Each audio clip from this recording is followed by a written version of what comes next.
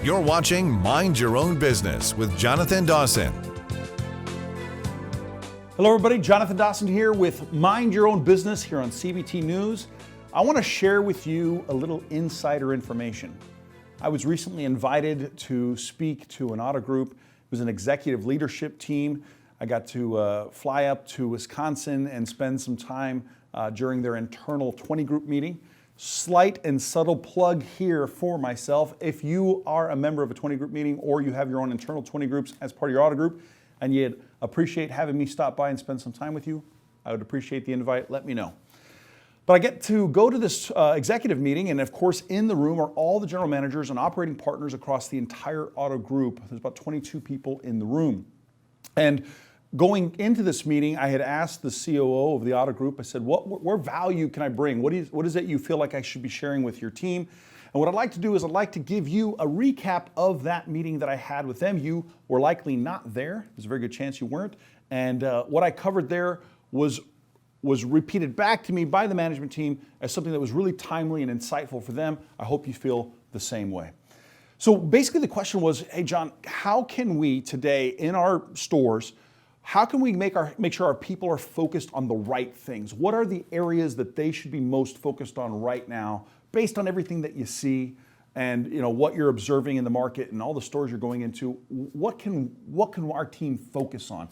What are the highest priorities? And that's what I want to share with you. There was a few things that I brought to that conversation, and the first thing I want to bring to you is this idea that when you see things changing around you, in this case, whether it be the economy, the interest rates, and all the things that are happening, when you see things changing around you, the very first thing you should do is you should focus on that which is controllable and knowable. The controllable and the knowable. You see, it's very easy to do this. It's very easy to get distracted and even discouraged by things that are outside of you, that are not controlled by you at all, but that are influencing you. And as an organization, this happens, of course, at all levels because we're all human beings. It doesn't matter what role or chair you sit in. The reality is you're still a human and you're still going to have emotions. So here you have possibly an entire sales floor or a service department team or an administrative team, and they all have all of these things happening outside of their control, whether that's the price of gas or the price of a gallon of milk. When that's happening, what you as a leadership team can do is bring people back to that which they can control. Now, I'm going to give you a practical exercise that's a simple way of doing this for your organization. And you can do this department by department, or you can do this individually. But what I want you to do is I want you to have them make a list of all the things they believe have changed in their business, all the things that are changing around them, all the things that are changing in the last, let's say, year. In the last 1 year, if you wrote down what has changed in the last year, and then as they're starting to write that list, you say, hey, you can even, if you want to, you can even write down things that you think are going to change, right? So what has changed? What do you think is going to change in the near future? Write down everything you can think of, put a timer on them, 5 minutes, let them make the list. What's fascinating about this exercise is as they make a list of all the things that have changed, including things like the weather, right? Depending on what time of year you're, but the weather's changing, right? So the weather changes, gas price changes, interest rates changes, economies changes, politics change, right? There's all these changes. Once they make that list, I want you to then ask them, the next part of the exercise, is say whether or not they believe that that change has had a positive or negative impact on their role or their business or their satisfaction at work, right, depending on the type of role they're in. But has that change been a plus or minus? So just put a plus or minus next to the things you wrote down. So if let's say they wrote down 15 things or 20 things, 5 things, 8 things, whatever they wrote, and hopefully they have a decent list. Then you say, hey, if you had to put a plus or a minus, has that change as a net value to you, has that been a plus or minus? Has it been easier, harder, better for you, worse for you? And have them do that next.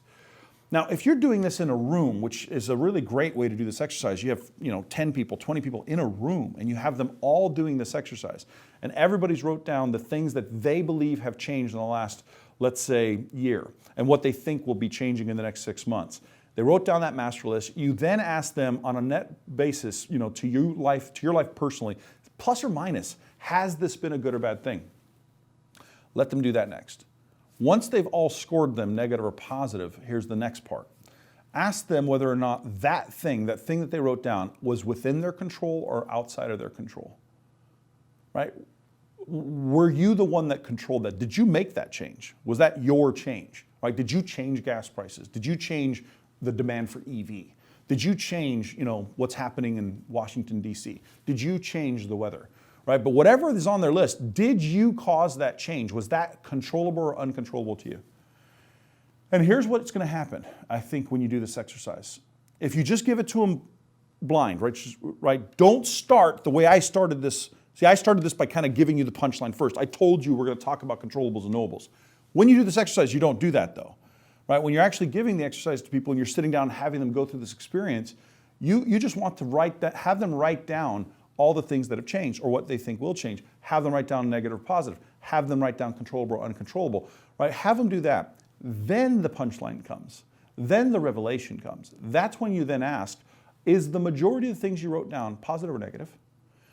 Right? Is the majority of the things you wrote down controllable or uncontrollable? And if you want to do this as a group exercise and you want to put this up on a whiteboard, it's really fascinating because as you write down all the things everybody did, so you have a collective list, let's say it's 20, 25 things that people recognize has changed, right? Controllable or uncontrollable. What you will find, and it should not surprise you to be the case, but 90% or so of the things will be written down, will be uncontrollables. The things that have changed, that they have identified as changed, were uncontrollables.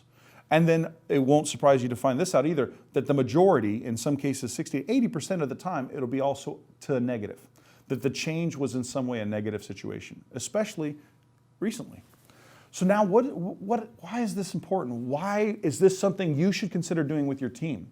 Because what you want people to realize is that they perceive in their mind right now, they perceive that the vast majority of things that are happening, that are affecting them, are outside of their control. And in many cases, the majority of those are in some way negatively impacting them. And yet, when you then turn the tables, when you then flip the script, when you then ask them to ask a new question, when you get them to think, well, what's not on the list that should have been on the list? Are there things that could have been on the list and should have been on the list? What I find interesting and fascinating, by the way, is a lot of times, especially people who are stuck, especially people who have a negative mindset right now, the thing that they did not write on the list that's changed in the last year, the thing that they did not come to the top of the list that's changed is themselves. Very few people write down, the thing that has changed is me. I've changed. They don't write that down. And yet, when you bring that to their attention, you ask them, is it true? Have you changed? And in what ways have you changed? Have you had positive changes? And in what ways have you controlled that change? So if you want to mind your own business, if you want to pay attention to your people, if you want them to pay attention to their business and mind their business, you've got to get them to realize, like, a lot of times what we're doing right now is we're stuck, focused mentally on things we can't control that are negatively impacting us. But we're not even aware, not paying attention to intentionally, the things that we could control that would have a positive influence on us. Now, that's phase one of the exercise. Phase two is to circle back around and say, okay, now, what if we only wrote down things that we could control for? What if we only wrote down things that we should be doing that would be positive, that we could control for? Now, I did this as an exercise a while back for an auto group, and we ended up with collectively 149 unique things that I, meaning them, that we individually, we could do that we also control 100% of. And doing so would be positive and beneficial for our business or our life. When you have a team that comes up with 149 things on a whiteboard, which we then turned into a document and gave everyone a copy of, they now have a printed document available to them that lists 149 different things they control that have a positive impact and an outcome on their business or their life. That is an empowering thing to know and to focus on. So what I want to give to you, the little insider information I want to pass on to you is one thing that you can do right now that, again, you now know and can control is, are you making sure your people are focused on the knowables and the controllables? Do they know what they need to know, and are they trying to control what they can control? That's the first thing. The second part of the meeting, and the second thing I want to give to you, is that helping your people in their mind, and therefore in their experience, see things differently by relabeling things. And this is a conversation that's easy to have because everyone relates to this, which is that when you see things through a certain lens, when you label things a certain way, it causes every other aspect of what you do regarding that situation or that label to change. When you call someone a problem, you treat them differently. When you call something a problem, you treat it differently. So when we apply a label to something, when we say, hey, I'm having a problem with this person right now, or right now, hey, so-and-so is becoming a problem for us. When you label something a problem, your brain processes what to do next very differently because of that label. And so here's the next thing I want to give you. Watch what you say and watch why you say it. Pay attention to the way you're describing situations at your store, and especially, of course, people. Now, I'm going to use the example I just gave, the idea of calling something a problem. Probably the best way to illustrate this is I want you to imagine, especially if you're in a leadership role, which many of you watching this are, imagine you call someone into your office. Even do it just for fun if you want to, because it's okay. It's fun to watch. It's a little entertaining. Call someone into your office that answers to you, right? Page someone into your office that answers to you. And when they come in the room, I want you to say these words. Say, hey, I found 10 problems that I need to talk to you about. Say that sentence. I found 10 problems I need to talk to you about. I've discovered 10 problems I need to go over with you. Just watch their body language. Watch their shoulders drop. Watch their head drop. Watch their breathing change. When I've asked rooms of people this question, when I've said, hey, if your supervisor, if your owner, general manager, if somebody called you into their office and said, hey, I found 10 problems we need to talk about, how would you feel immediately? And here's the things people say: anxious, accused, overwhelmed, stressed, fearful, right? That's how they feel immediately. Just hearing a sentence, they feel those emotions.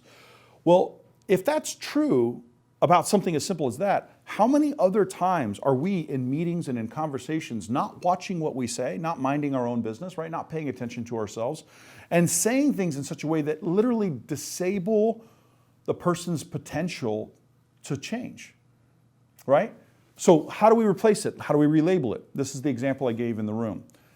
I'm going to give you a stair-step process. I want you to think of it this way. If I replace the word problem with the word challenge, hey, I've discovered 10 challenges, or hey, I've come across a challenge I need to talk to you about. Not a problem, but a challenge, right? There's something about that word that feels and hits different, right? Hey, I found something I want to talk to you about. We're having a challenge with so-and-so. Not I'm having a problem with so-and-so, I'm having a challenge. Just switching the label from that to that. That changes the dynamic a little bit, doesn't it? Now let's change it again. We're going to relabel it. Not a challenge, but an opportunity. Hey, I think we have an opportunity with so-and-so. I've come across several opportunities we need to talk about. What's an opportunity? It's definitely not a challenge. It's not a problem. It's for sure not a problem. What's an opportunity? I'm curious now, right? Now we're going to relabel it again. And some of you who follow my work, you know exactly where I'm about to take you, which is we're going to change it from a problem to a pattern. I've discovered 10 patterns. I've found some patterns. I'm having a pattern with so-and-so.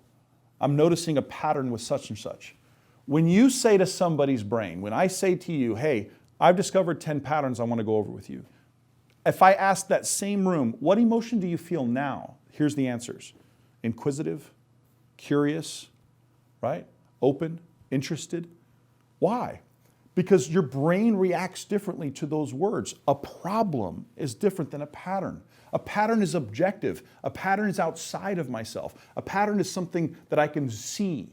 A problem is personal. A problem is emotional. A problem is intense. And if you want to help people become more effective, especially when you're trying to coach people, make sure that you don't put them in a state of mind that disables their ability to solve it. If I say, hey, here's this problem, and your brain feels overwhelmed and stressed and anxious, well, certainly in that state, you're less effective at solving the problem. But if I address it as a pattern, hey, I've noticed this pattern I want to go over with you. Right? Now you're curious, you're inquisitive, now you're interested. That's a better state to be in to address it and to solve it. And so phase one of what would I do if again, dealers are saying, hey, John, what should we be focused on? Hey, focus on knowables, focus on controllables. The next thing is I want you to focus on changing the way you're describing what's happening.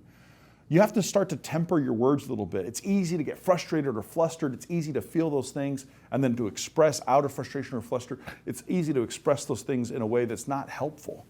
So instead, if you kind of guard your tongue a little bit, guard your words a little bit and say, hey, I'm going to change and relabel some of these things. I'm going to start talking in terms of, hey, I think we have an opportunity in our BDC closing ratio. Not, hey, we're having a problem with appointment shows. It's, hey, I think there's an opportunity here for appointment shows. Let's look at it together. Hey, I'm noticing a pattern with our appointment show rate, right? Changing the language changes the perception. Changing the perception changes the approach. Changing the approach will oftentimes change the outcome. So that's the next thing that I would do. Then what I would help salespeople do specifically, because that's my area of focus, but in general, really anybody, is I would help them begin to pay attention to the patterns in their business. This goes back to now the knowables and controllables and understanding the importance of pattern recognition.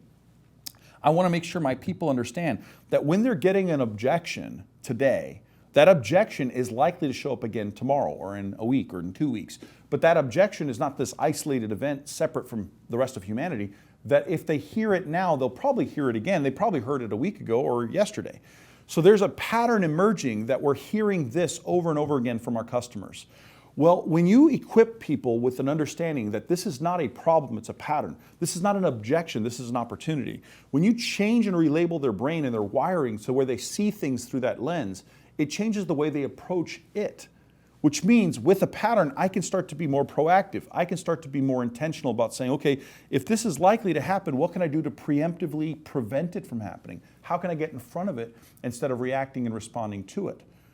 Now, this is one of the great distinctions between my approach in sales and training to others. Many other trainers, many other sales specialists, well, what they'll do is they'll teach your people how to overcome an objection and how to respond. And here's a great rebuttal. And when the customer says this, say that. When the customer does this, do that. And my question is, why are we waiting?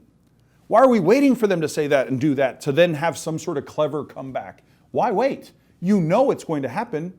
Get in front of it. Prevent it. Be proactive. There's no need to wait. We can anticipate this. This is not surprising information. When you hear an objection, it's not the first time you heard it. There was a clue that they were going to say that. There was a clue you were going to get this resistance. Pay attention to the clues. Get in front of it. And so in my executive leadership meeting, when I was sharing this with the team, I obviously was able to go into more detail with them because I had, an hour and a half, and I here only have about 15 to 20 minutes. But I want you to take these principles, these guiding principles, and I want you to ask, hey, listen, are we focused on what is knowable and what is controllable? Or are we focused on what we don't know, don't understand, the uncertainty of the world, and the uncontrollables? How do I help my people focus on the controllables? Direct their mind, give them the exercise, help them see that that's what they're doing to themselves. Then you as a leadership team start seeing things and changing the way you describe things so that you're not emphasizing or enhancing the fear and the uncertainty. Don't look at what you consider to be a problem. Don't make it worse. Don't turn molehills into mountains because you're frustrated. Don't do that. Instead, turn the mountain into the molehill so it's easy to climb, right? Then help your people recognize that. In every department, if I sat down and I went to your store and then another store, another store, another store, and I asked anyone in any one department, what are the most common things that slow or stop your process? What are the most common objections? What are the most common things that frustrate you?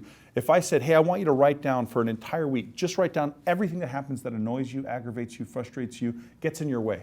What would happen is if I went to this store, then this store, then this store, then this store, you know what would happen? Is I'd see a similarity. Why?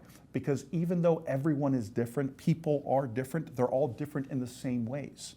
And that's why there's a thing called psychology, a field that can be studied of human behavior. Why? Because even though everyone's different in the same ways. People fall into patterns. And so every process also has patterns. And every process that has patterns has predictability. And wherever there's predictability, you can prevent. By being proactive, you can prevent things so you don't have to overcome them later.